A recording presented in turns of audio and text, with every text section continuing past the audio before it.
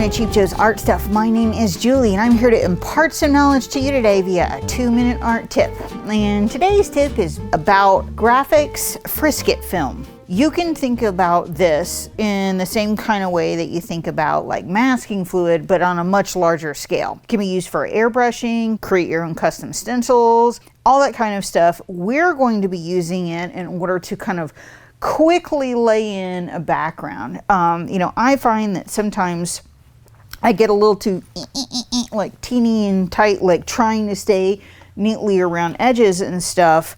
Whereas by using this product, we can quickly lay in a background with a lot of freedom and a lot of fluidity that you wouldn't be able to do if you were freehanding it. So this comes in a pack, 6 sheets.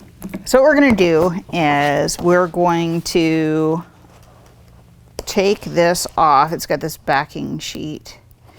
We're going to remove the film and lay it down onto the surface, if Julie can get the corner. Today has been one of those days.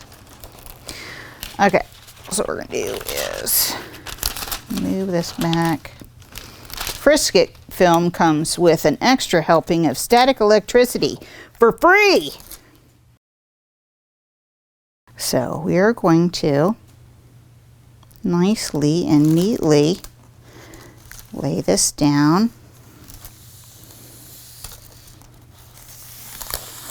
On the surface. And it has a big fat wrinkle in it. So the good part is we can peel it off and reposition a little bit. Okay, so clumsily we got it on there, but we did. So what we're going to do is we are going to cut around our subject area with this X-Acto and make this super arduous and boring because this part's not that interesting. Luckily, we're not doing an intricate floral.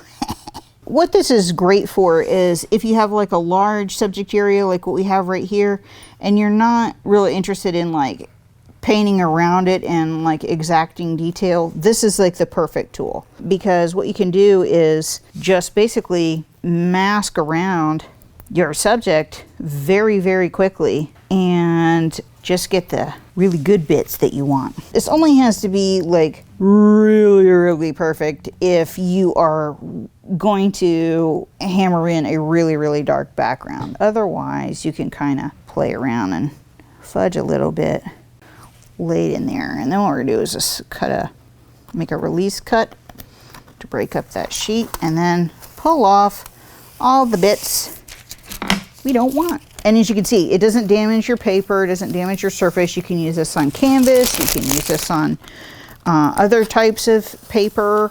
I am on a 300-pound Kilimanjaro right here and it works great. So you can see that the film is stuck right there to our subject area so it won't get messed up. And I have this image that I'm kind of working from. So what we're going to do is we're going to grab some water and we're going to lay it on there. And see, this is what I mean. You're kind of like setting yourself free because you're not having to like poke, poke, poke, poke, like just dab, dab, dab your background in there. You can just kind of go crazy and the frisket film will save your subject area from getting all bled upon with your background. So you can just really lay some color in there. And that's what we're going to do. We're going to grab some raw sienna and like just fire this in there. And yeah, we will have some of these elements of color in our subject area, but they will likely be treated in a very different manner. So we don't want all of that stuff, bleeding into that area. So this allows us to kind of be extra free with all of that. And we're going to grab some indigo just because I like it, and put that in there.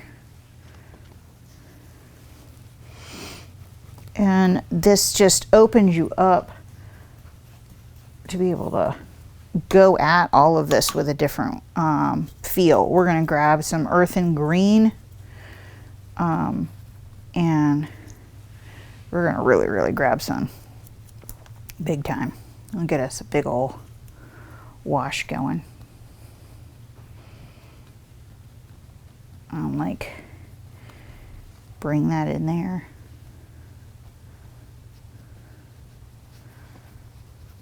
You know, and like we said, some of these color elements will be will also be used elsewhere, but we're trying just to get this loose, you know, kind of free form shapes and stuff in here. And then I'm actually gonna grab some ochre and put that in there. So we can keep this loose and moving, and go back and grab some Sienna again. And then actually gonna take some of that indigo and put it in as this like foreground base element in here to kind of connect the background and the foreground elements. But you can see how quick and easy this is without us having to go, you know, like around all of these different elements. It makes it really nice, and it's really fun using this in conjunction with, you know, acrylic, because, you know, it can kind of open you up in the exact same way and give you a bunch of fun stuff. So what we're going to do is allow this to dry, and let all these colors settle in where they are, and then we'll come back and I'll show you how we can pull this frisket film up and you have a nice, beautiful, crisp subject area that you can work on in a much more, you know, fine-tuned manner without all of the fussiness. So we'll be back. And we're back. So we've given this a couple minutes to dry and kind of settle in. So I'm going to show you how easy it is to pull this frisket film up. We're going to I'm just picking at it with my finger. And voila, baby. This comes right off. And we have a perfect, crisp, sharp line around our objects for our subject. And we have a very lively background that, you know, granted it's not like super bright colors or anything, but we have a lot of organic movement around our subject because we have the ability to just kind of fire it in there and then see what happens. So check out some frisket film. It's really handy, fabulous tool to have around in your studio. Available here at Cheap Joe's, and we hope that you enjoy.